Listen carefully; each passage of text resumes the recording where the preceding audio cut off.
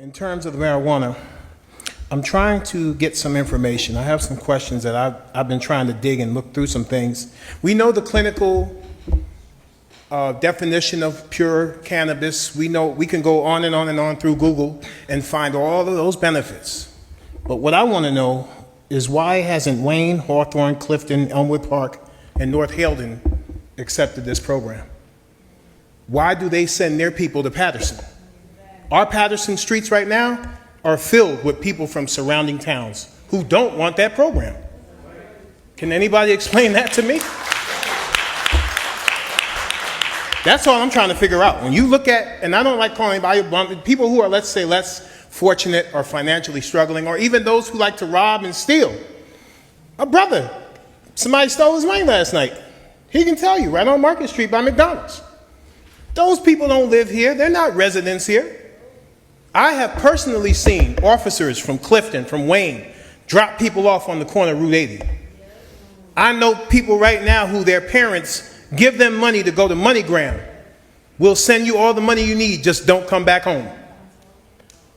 That happens every day. I can take you to the pharmacies where they come.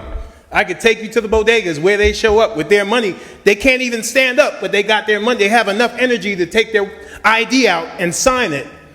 And they can get as much money as they want, as long as they don't come back home. And we allow that stuff to happen here. So all I'm saying is, we talk about money. And I understand the need for money. Trust me, I struggle like everybody else. I understand that. But at what point are we going to decide what is it worth? You think we got problems now with everybody coming here. They can come here and buy crack cheap.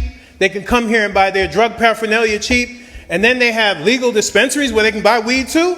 You think we got a problem now with people coming from out of town and flooding our streets?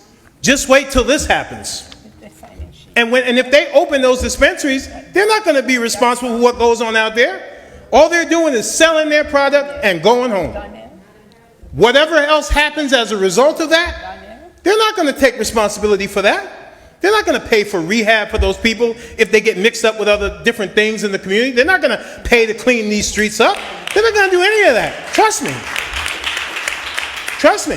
Be careful. Be careful when that pale white horse comes into town and says, hey, I got some money, because it could be a Trojan horse.